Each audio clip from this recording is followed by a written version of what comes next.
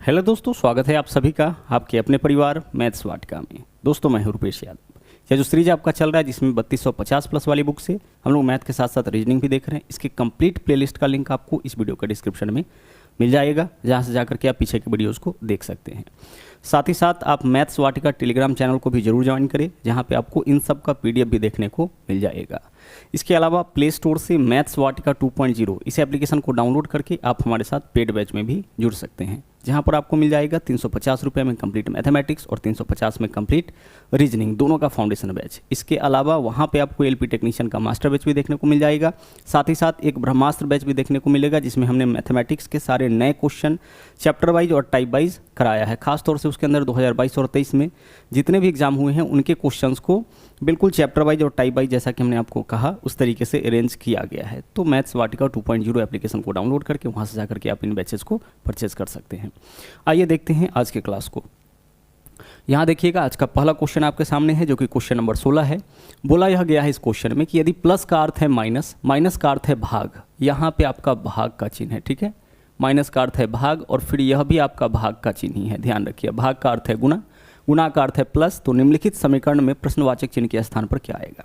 यह आपका mathematical operation से क्वेश्चन है और हर सेट में कम से कम एक क्वेश्चन और 2 क्वेश्चन तक भी आपका पूछा गया है। पीछे जो भी सेट देखें सभी जगह पे इस तरह का क्वेश्चन देखने को मिला है। ध्यान से समझिएगा कैसे हम लोग इस तरह के क्वेश्चन को बनाते हैं। आपका प्रयास यह होना चाहिए कि जल्दी से जल्दी ऐसे क्वेश्चन का हम लोग आंसर निकाल लें। तो बस वही करना है, जिस सिंबल का जो मतलब दिया है उसके स्थान पर उस सिंबल को आप रख दीजिए। जैसे 25 है तो 25 लिखेंगे, इसी इक्वेशन को तो सोल्व करना है। अब आगे देखिए, गुना का मतलब क्या बोला है यहाँ? तो बोला है गुना का अर्थ है प्लस, तो जहाँ गुना है वहाँ प्लस लिख दीजिए। फिर 35 है तो 35। आगे चलिए, आगे क्या सिंबल मिल रहा है? माइनस। माइनस का अर्थ क्या है? माइनस का अर्थ भाग है, तो जहाँ माइनस है वहाँ लिखेंगे हम लोग भाग। आगे 5 है तो 5। फिर देख लीजिए प्लस मिला, प्लस का अर्थ क्या है सर? प्लस का अर्थ है माइनस, तो प्लस के जगह माइनस लिखेंगे। 7 है तो 7। फिर मिला हम लोग को भाग का चिन्ह। भाग का अर्थ क्या है? भाग का अर्थ गुना है, तो यहाँ गुना रखिए, और 2 है तो 2। बस अब हम लोगों को इस इक्वेशन को, इस एक्सप्रेशन को सोल्व करना है। सोल्व करते वक्त आपको बस बोर्ड मास का ध्यान रखना है। बोर्ड मास में हम लोग क्या करते हैं? पहले भाग का क्रिया, फिर गुना का क्रिया, फिर प्लस, फिर माइनस। तो सबसे पहले भाग का क्रिया होगा, तो जब हम 35 में 5 से भाग करेंगे क्या वैल्यू आ जाएगा? 7 आ जाएगा। इस पूरे का वैल्यू 7 आएगा। भाग के बाद गुना का क्रिया, तो 7 में 2 से गुना करिए, कितना हो जाएगा? 14 हो जाएगा। अब क्या है हमारे पास? 25 + 7 - 14। सोल्व करिए, 25 + 7 हो जाएगा 32। 32 में से 14 माइनस करिएगा 18। विकल्प डी आपका इस क्वेश्चन का सही आंसर हो जाएगा। बस बोर्ड मास को ध्यान रखना है और अपने क्वेश्चन का आंसर निकाल लेना है। जितना ज़्यादा आप प्रैक्टिस करिएगा उतना फास्ट आप ऐसे क्वेश्चन को सोल्व कर पाइएगा। आगे देखिए क्वेश्चन क्या है। यहाँ पे देखिए, बोला है नीचे एक कथन और उसके बाद विकल्पों में से 4 निष्कर्ष दिए गए हैं। ठीक है भाई, विकल्प में 4 निष्कर्ष दिया गया है, बताएं कि कौन सा निष्कर्ष इसके आधार पर सत्य है। सबसे पहले यहाँ पे देखिए एक एरर है, इसको हम पहले सुधार लेते हैं। यह जो सिंबल आपका इस तरफ से दिया है वह दरअसल ऐसे होगा, ठीक है। चलिए अब अपने क्वेश्चन का आंसर हम लोग निकालते हैं। कथन देख लीजिए क्या है। कथन है आपका यहाँ पे G > P, P > T, T > S, इस तरह से है। एक चीज़ ध्यान रखिएगा, जैसे मान लीजिए इस तरह से सिंबल लिखा हुआ है S > T, तो अगर S के तरफ से पढ़ेंगे तो इस सिंबल को हम क्या पढ़ेंगे? ग्रेटर देन पढ़ेंगे, ठीक है। ग्रेटर देन सिंबल हमेशा इस तरह से लिखते हैं, तो एस के तरफ से। लेकिन टी के तरफ से अगर हमें इसको पढ़ना पड़ जाए तो हम क्या पढ़ेंगे? इसको टी < एस, यानी यहाँ पे हम यह सिंबल यूज करेंगे। देखिए इसी चिन्ह का 2 मतलब हो जाता है। जब हम इस तरफ से चलेंगे तो एस > टी, ग्रेटर देन ले लेंगे, लेकिन जब टी के तरफ से चलेंगे तो टी के तरफ छोटा है ना, तो टी < लेंगे। टी < क्या हो जाएगा? एस हो जाएगा। अब आइए इसी का उपयोग करके इस क्वेश्चन को हम लोग सोल्व करते हैं। देखिएगा, पहले भी इनइक्वालिटी का यह क्वेश्चन है, पहले भी इनइक्वालिटी के क्वेश्चन को हम बता चुके हैं। तो आइए विकल्प ए चेक करते हैं। n > t है, तो n से t के तरफ आप चलिए। कहाँ चलना है? n से t के तरफ। तो जब आप n से t के तरफ चलिएगा तो देखिएगा सब सिंबल उल्टा कर लीजिएगा। n से आपको t के तरफ चलना है। सबसे पहले इक्वल टू उल्टा करिएगा तो इक्वल टू ही मिलेगा। इक्वल टू के बाद क्या मिल रहा है? देख लीजिए, लेस देन मिल रहा है तो लेस देन लेंगे, और फिर क्या मिल रहा है? लेस देन इक्वल टू मिल रहा है। गौर से देखिए, जैसा कि हमने आपको बताया n से t के तरफ, n > t बोला है तो n से t के तरफ हम लोग चेक करेंगे तो क्या मिल रहा है? Equal to. देखिए लेस देन है n के तरफ तो लेस देन लेंगे यहाँ पे, ठीक है। क्या लेंगे हम यहाँ पे? लेस देन लेंगे और उसके बाद देखिए n के तरफ से चले हैं तो लेस देन इक्वल टू, इसको हम लोग पढ़ेंगे। जब यह तीनों सिंबल आए, इस तीनों सिंबल में से जो सही निष्कर्ष होगा, जो सही रिलेशन होगा वह लेस देन होगा। तो क्या n लेस देन t है? नहीं है, तो विकल्प ए हमारा आंसर नहीं होगा। रिपीट कर रहे हैं, समझिएगा। जब लेस देन इक्वल टू और इक्वल टू तीनों सिंबल आए तो उसके बीच का जो सही रिलेशन होगा वह लेस देन हो जाएगा। जब भी लेस देन मिलेगा तो सही रिलेशन लेस देन ही होगा। अगर लेस देन नहीं है उस केस में लेस देन इक्वल टू उसके बीच का सही रिलेशन हो जाएगा, और अगर यह दोनों नहीं है तब तो आपका इक्वल टू, मतलब इसी प्रायोरिटी में ध्यान रखना है। लेस देन अगर मिल रहा है तो सही रिलेशन लेस देन होगा। उसी तरह से अगर ग्रेटर देन इक्वल टू और इक्वल टू यह तीनों आ गया, उस केस में उसके बीच का जो सही रिलेशन होगा वह ग्रेटर देन होगा। मतलब यह आए तो प्राथमिकता इसको देना, जब यह ना रहे तो इस दोनों में से इसको प्राथमिकता आपको देना है, और जब यह दोनों ना रहे तो उसके बीच का सही रिलेशन यह वाला हो जाएगा। और अगर दो अपोजिट सिंबल आ जाए एक साथ, जैसे एक यह वाला एक यह वाला, तो उसके बीच का जो निष्कर्ष होगा उसको हम लोग निकाल नहीं पाएंगे। तो यहाँ पे देखिए क्या क्या मिला, जब n से t के तरफ चले तो यह तीनों सिंबल मिला। इस तीनों सिंबल में सही रिलेशन क्या होगा? Less than. तो n लेस देन t नहीं है, यह सही आंसर नहीं होगा। चलिए विकल्प बी को चेक करते हैं, p लेस देन d। तो p से d के तरफ चलिए तो क्या क्या सिंबल मिल रहा है? p से d के तरफ चलना पड़ेगा आपको, p से d के तरफ। तो जब p से d के तरफ चलिएगा तो देखिए अपोजिट सिंबल आपको मिल रहा है, एक इस तरफ वाला एक इस तरफ वाला, तो यह निष्कर्ष भी हमारा सही नहीं होगा। जब p से d के तरफ चलेंगे तो देखिए यह सिंबल ऐसे है और यह सिंबल ऐसे है, दो अपोजिट सिंबल है, तो यहाँ पे यह निष्कर्ष आपका सही नहीं होगा। इसमें चेक करिए, विकल्प सी को चेक करिए जरा सा, g greater than t, g से t की तरफ चलिए। जब g से t की तरफ चलिएगा तो देखिए सिंबल क्या क्या मिल रहा है? सर सिंबल मिल रहा है ग्रेटर देन, इक्वल टू और इसके अलावा ग्रेटर देन। जब यह दोनों सिंबल आए तो सही रिलेशन ग्रेटर देन होगा, ग्रेटर देन है तो विकल्प सी हमारा इस क्वेश्चन का सही आंसर हो जाएगा। आगे भी क्वेश्चन इनइक्वालिटी का मिलेगा, और इनइक्वालिटी मात्र 20 से 22 मिनट में हमने बहुत ही अच्छे तरीके से पढ़ा रखा है। उस एक वीडियो को देखने के बाद फिर इनइक्वालिटी के किसी भी क्वेश्चन में आपको दिक्कत नहीं होगा। उसका लिंक आपको इस वीडियो के डिस्क्रिप्शन में मिल जाएगा। आप चाहे तो यूट्यूब पे जाकर सर्च कर सकते हैं इनइक्वालिटी बाय मैथ्स वाटिका, वहाँ पे जो वीडियो आपको देखने को मिलेगा उसको अच्छे से आप देख लीजिए, सारा कॉन्सेप्ट आपका इसका क्लियर हो जाएगा। आगे चलिए, नंबर 18 क्वेश्चन यहाँ क्या है देखिएगा। बोला गया है PQRST एक सीधी पंक्ति में उत्तर की ओर मुख करके बैठे हैं। सब किस तरफ बैठा है? उत्तर की ओर मुख करके, यानी सबका चेहरा जो है ऊपर की ओर है। उत्तर की ओर यानी ऊपर की ओर, दक्षिण की ओर यानी कि नीचे की ओर। अब बोला क्या है देखिए, शुरुआत करते हैं यहाँ से। S, P और R दोनों के ठीक बगल में। S कहाँ है? P और R दोनों के ठीक बगल में। तो S जो है P और R दोनों के ठीक बगल में कब होगा? जब S को P और R के बीच में रखेंगे। इसके बारे में क्या बोला है कि S, P और R दोनों के ठीक बगल में। तो S, P और R दोनों के ठीक बगल में कब होगा? जब S को P और R के बीच में रखेंगे। लेकिन एक केस ऐसा भी तो बन सकता है, S इस तरफ, R इधर और P इधर, दोनों केस आपका बन सकता है। यहाँ क्या बोला है? S, P और R दोनों के बगल में। तो S को P और R के बगल में कब होगा? जब S, P और R के बीच होगा। तो P और R में से कोई एक जो है बाएं में और दूसरा दाएं में होगा। यह केस भी बन सकता है, यह केस भी बन सकता है, तो दोनों को लेके चलेंगे आगे। R, S और Q दोनों के बगल में। R, S और Q दोनों के बगल में। तो R, S और Q दोनों के बगल में कब होगा? जब Q को यहाँ रखेंगे। R जो है इसके पहले से बगल में है, Q को यहाँ रखेंगे तो R, S और Q दोनों के बगल में। R, S और Q दोनों के बगल में तो Q को यहाँ रखना पड़ेगा। आगे बढ़ते हैं, बोला है Q, R और T दोनों के बगल में। Q, R और T दोनों के बगल में कब होगा? जब T को यहाँ रखेंगे। Q, R और T दोनों के बगल में कब होगा? जब T को हम लोग यहाँ पे रखेंगे। तो 4 और 1 5 व्यक्ति था, पांचों व्यक्ति को हम यहाँ बिठा दिए। अब क्या बोला है? इनमें से Q के ठीक बगल में कौन है? दोनों पॉसिबिलिटी संभव है, यह पॉसिबिलिटी भी संभव है और यह पॉसिबिलिटी भी आपका संभव है। क्या बोला है? Q के बगल में कौन है? देख लीजिए, Q के बगल में चेक करिए कौन है? R और T। यहाँ से देख लीजिए Q के बगल में कौन है? T और R, R और T ही है। तो हमारा आंसर क्या हो जाएगा? R और T। ठीक है, Q के बगल में पूछा था, R और T हमारा आंसर हो जाएगा। चलिए बढ़ते अगले क्वेश्चन में। यहाँ देख लीजिए, यहाँ क्वेश्चन आपका कथन और अवधारणा का है। हमें क्या करना होता है कि कथन को अच्छे से पढ़ना होता है और फिर यह तय करना होता है कि नीचे जो धारणा दे रखा है, धारणा 1 और धारणा 2, इस दोनों में से कौन सा इसके अंदर अंतर्निहित है। मतलब इसको पढ़ने से वह चीज़ आपका स्पष्ट होता है। तो आइए पढ़ते हैं।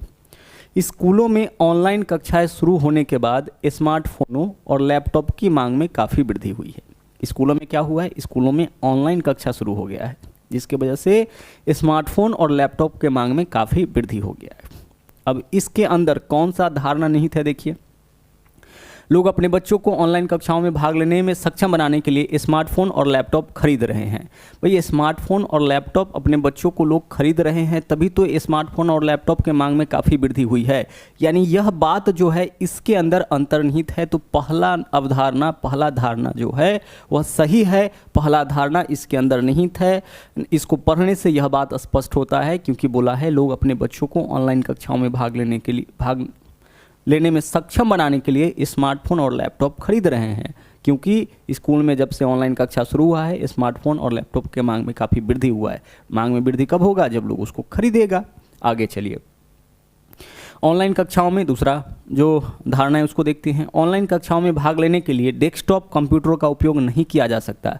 क्या यह अवधारणा इसके अंदर अंतर्निहित है? नहीं है। ठीक है, डेस्कटॉप कंप्यूटर का उपयोग किया जा सकता है कि नहीं किया जा सकता है, इसके संबंध में यहाँ पे कुछ भी नहीं बोला गया है, इसलिए यह धारणा जो है वह इसके अंदर अंतर्निहित नहीं है।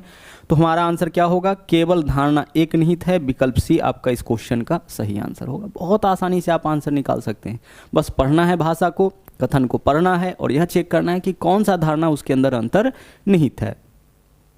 आगे चलिए, अगला देखिए, एक बार फिर से वही क्वेश्चन आ गया।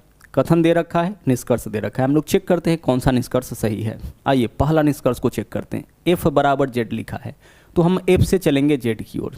एफ से चलिए जेड की ओर। तो जब आप एफ से जेड की ओर चलिएगा तो क्या क्या सिंबल मिलेगा सर? इक्वल टू मिलेगा और लेस देन इक्वल टू मिलेगा। तो जब इक्वल टू और लेस देन इक्वल टू आए तो इसके बीच का सही रिलेशन क्या होगा? लेस देन इक्वल टू नहीं है, तो पहला निष्कर्ष आपका गलत हो गया। दूसरे में चलिए, यहाँ से चलिए ई ग्रेटर देन बी। ई से बी की तरफ चलिए, क्या क्या सिंबल मिल रहा है सर? ई से बी की तरफ सर मिल रहा है ग्रेटर देन और इक्वल टू। तो ग्रेटर देन और इक्वल टू में सही रिलेशन ग्रेटर देन, यानी दूसरा निष्कर्ष सही है।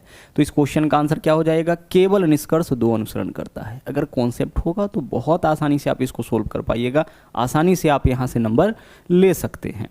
चलिए बढ़ते हैं अगले क्वेश्चन में। यहाँ देखिए क्या है, दिए गए अक्षर प्रतीक श्रृंखला का अध्ययन करें और पूछे गए प्रश्न का उत्तर करें। क्या पूछा है प्रश्न? ऐसे कितने प्रतीक हैं? ठीक है, हमें क्या खोजना है? ऐसे कितने प्रतीक, प्रतीक मतलब सिंबल, सिंबल जैसे आपका यहाँ पे एट द रेट हो गया, एंड हो गया, यह सब सिंबल है। ABCD लेटर है, 1 2 3 4 5 6 यह सब अंक है। तो बोला है प्रतीक, ऐसे कितने प्रतीक है जिनके ठीक बाद एक व्यंजन और ठीक पहले एक स्वर। ऐसे कितने प्रतीक है जिनके ठीक बाद एक व्यंजन और पहले क्या होना चाहिए? पहले एक स्वर होना चाहिए। हमें खोजना क्या है? हमें दरअसल खोजना है स्वर, प्रतीक, व्यंजन। क्या है?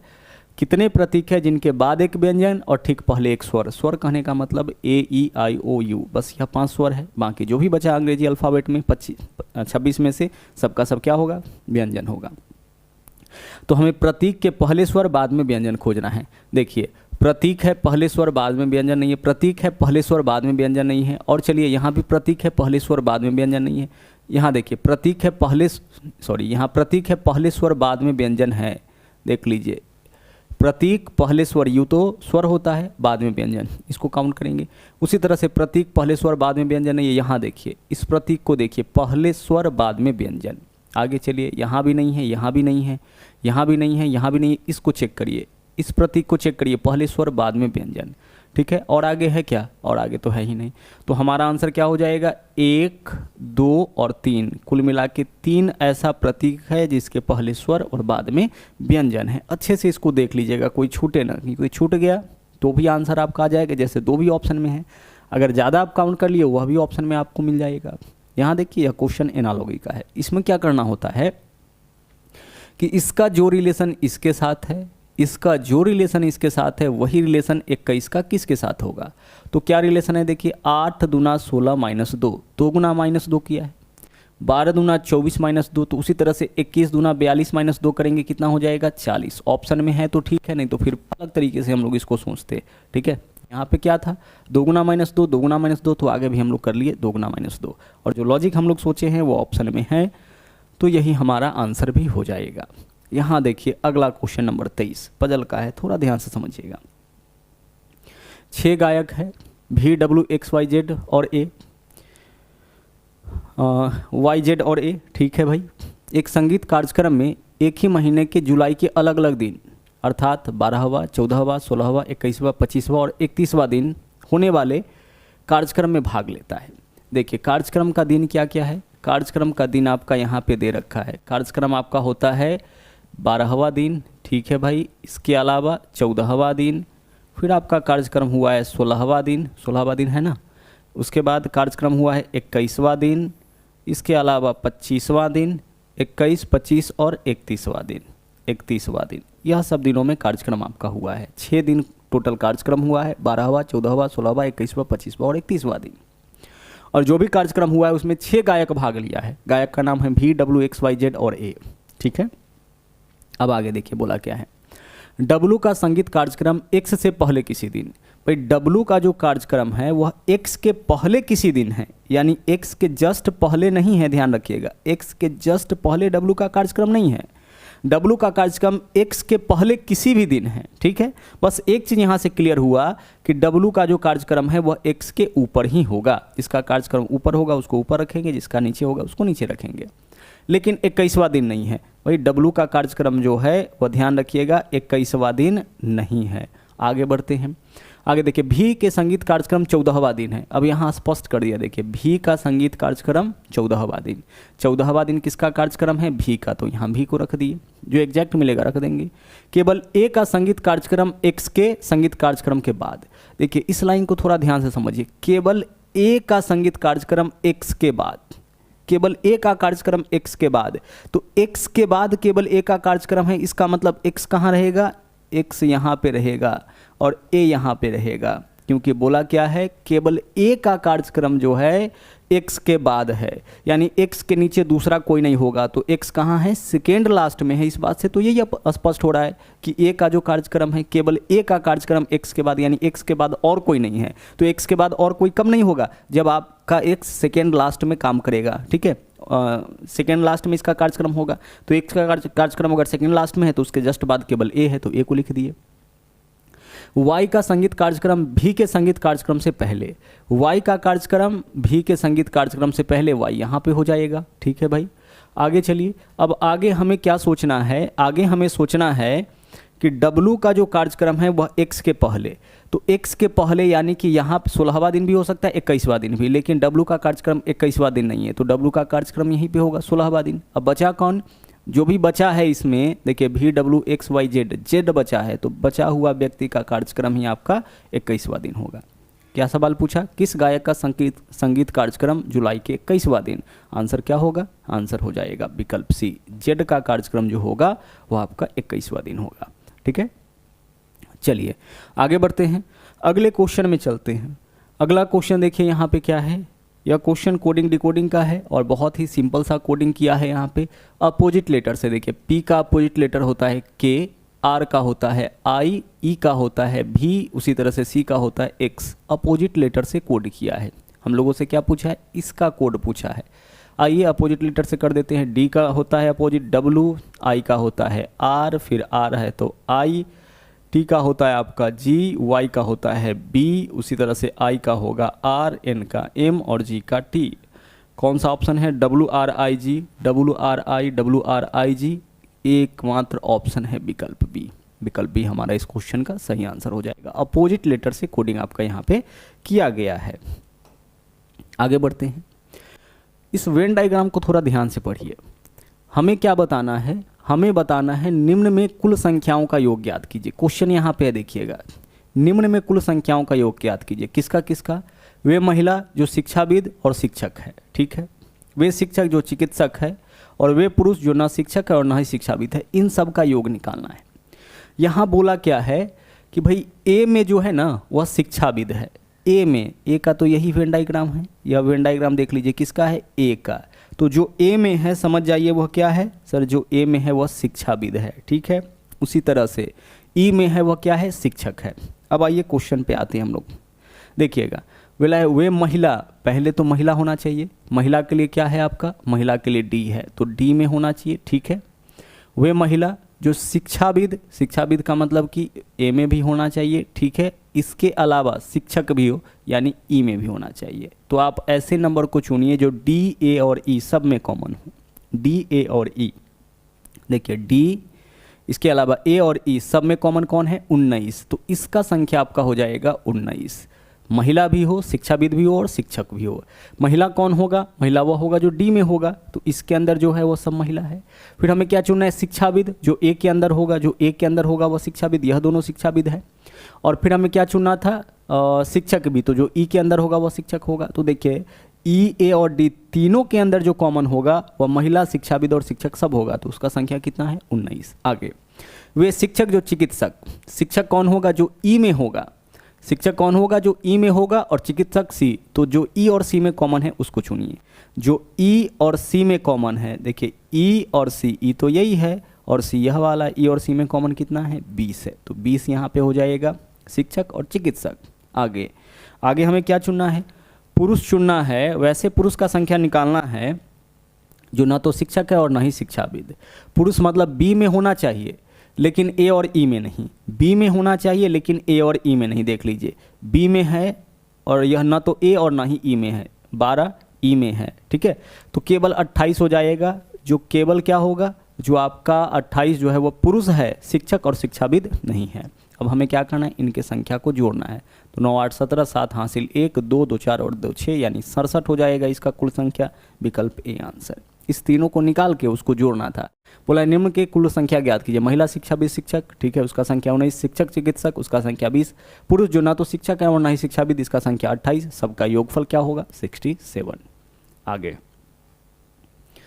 यहाँ देखिए सिलॉक्स का क्वेश्चन है, कथन और निष्कर्ष। हम क्या करेंगे, हम सबसे पहले जो कथन दिया है उसके आधार पर बना लेंगे वेन डायग्राम और फिर उस वेन डायग्राम के आधार पर हम निकालेंगे कि कौन सा निष्कर्ष सही है और कौन सा गलत। सबसे बेस्ट तरीका यही होता है कि आप वेन डायग्राम बनाइए।